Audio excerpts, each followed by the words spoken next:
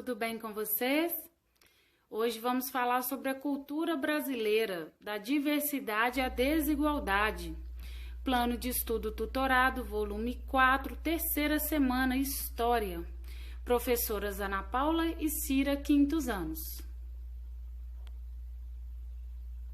Apesar de ser um país com uma vasta constituição cultural, o Brasil apresenta elementos que atestam a desigualdade social entre as diversas culturas que o constituem. A cultura brasileira é diversificada, o que não exclui a evidente desigualdade social.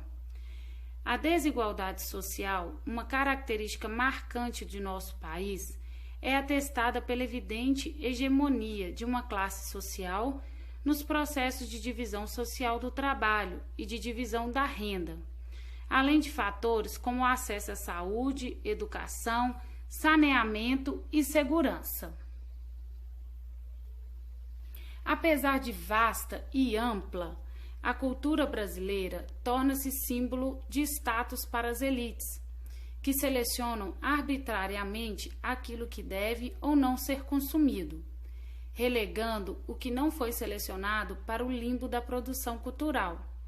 Ademais, a nossa rica cultura popular faz contraste ao nosso povo, desprovido muitas vezes de insumos básicos para a sobrevivência. É comum escutarmos que o Brasil é um país miscigenado, de cultura vasta e crenças religiosas sincréticas. De fato, a formação étnica do povo brasileiro ocorreu, primeiramente, com a miscigenação entre os povos africanos, portugueses, que já tinham em sua linhagem traços de miscigenação entre os povos diversos do continente europeu, e indígenas. Ao longo do tempo decorrido, desde o início da República, o Brasil recebeu imigrantes italianos, japoneses, alemãos e de outros países sul-americanos. Isso somente atesta que, tomando o significado de cultura por uma concepção geral, que envolve os hábitos, costumes, a culinária, as crenças e o modo de vida geral de um povo, o Brasil é realmente vasto. Porém, essa concepção diversa da cultura brasileira pode resultar em um olhar equivocado quando há não existência de mazelas sociais, como a desigualdade social, o elitismo cultural e o racismo. Gilberto Freire, em Casa Grande e Senzala, aponta sua análise sobre a sociedade colonial brasileira para um rumo, no mínimo, estranho. Ele fala de uma relação harmônica entre negros e brancos no Brasil colonial, o que parece ser um eufemismo que relativiza o que realmente aconteceu. A denominação pura e simples de brancos contra negros. A miscigenação que Freire utiliza como dado para atestar a sua teoria nada mais foi que fruto de abusos sexuais e estupros de homens brancos contra suas escravas e contra as mulheres indígenas. Quando se relativiza a dominação branca durante o período colonial, tende-se a apoiar-se um racismo estrutural que perdura até hoje. O elitismo cultural, que apesar de toda a vastidão cultural brasileira existe por aqui, também é fator estruturante para a manutenção das desigualdades sociais que privilegiam etnias, classes sociais e religiões. Durante muito tempo, a antropologia formulou teorias que tentaram justificar a existência de culturas superiores e inferiores, de acordo com o desenvolvimento fenótipos dos povos que criaram essas culturas. Uma dessas teorias é o darwinismo social, que passou a ser questionado por Francis no fim do século XIX e somente caiu de vez a partir do estruturalismo de Cleude. formação e diversidade cultural da população brasileira.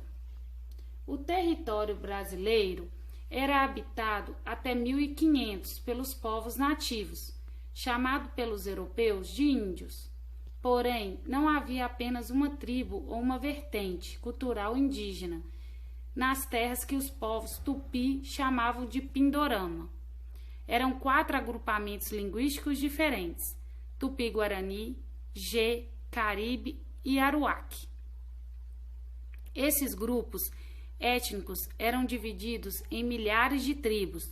Essas divididas em aldeias, cada tribo possuía seus costumes.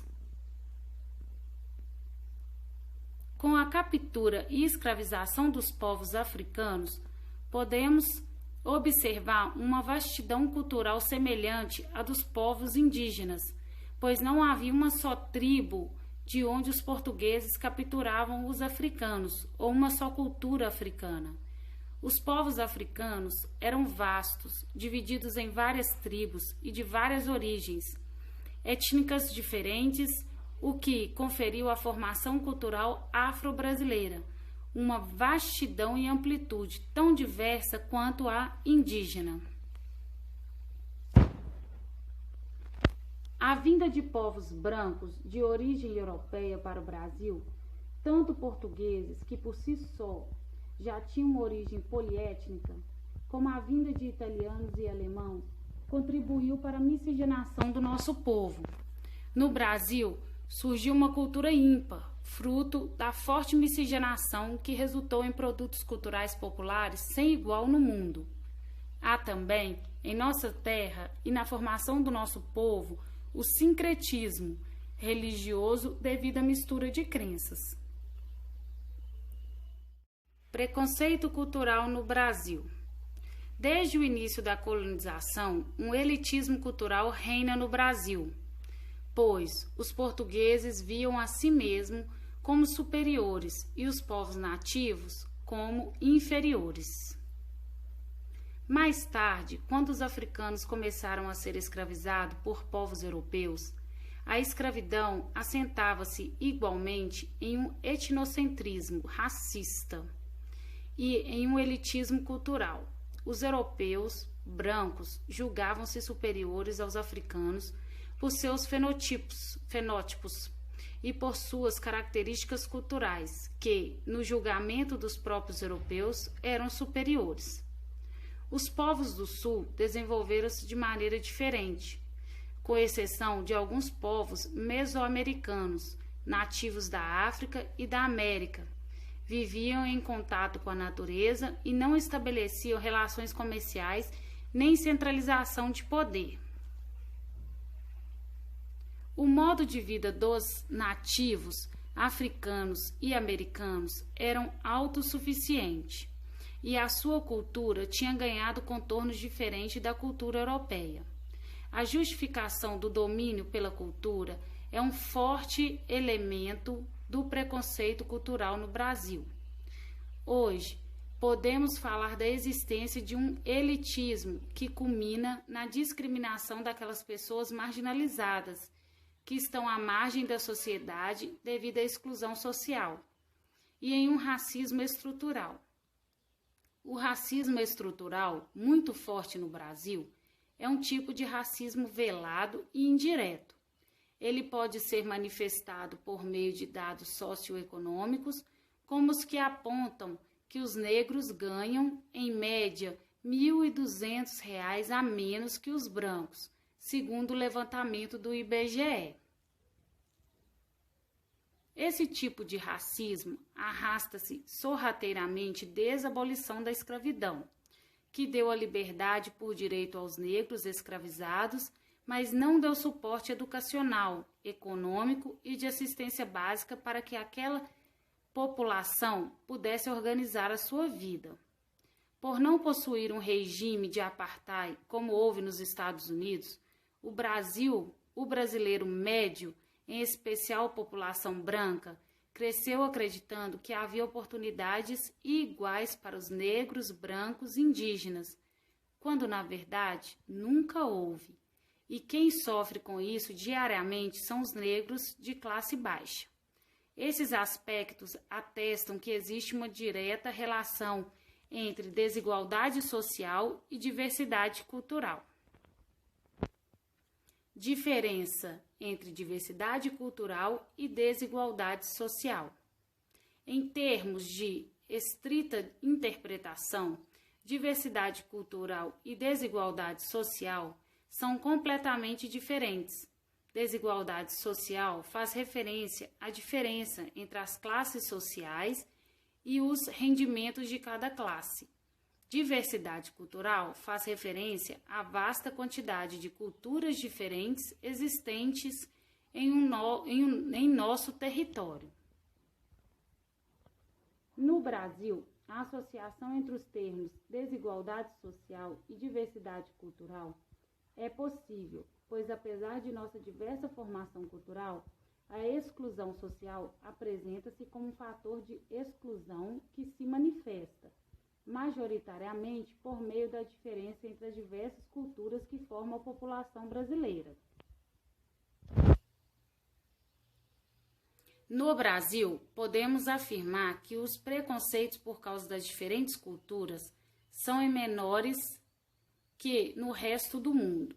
Desta maneira, devemos nos considerar um povo feliz, dentro do possível, com todas as dificuldades que enfrentamos. Atenção! Atividades. Agora que você já aprendeu sobre cultura brasileira, da diversidade à desigualdade, faça as atividades de história do quarto PET, páginas 62, 63 e 64. Dúvidas? Procure sua professora. Saudade tem cheiro. Desconfio também que tenha braços, porque aperta. Super beijo. Tchau!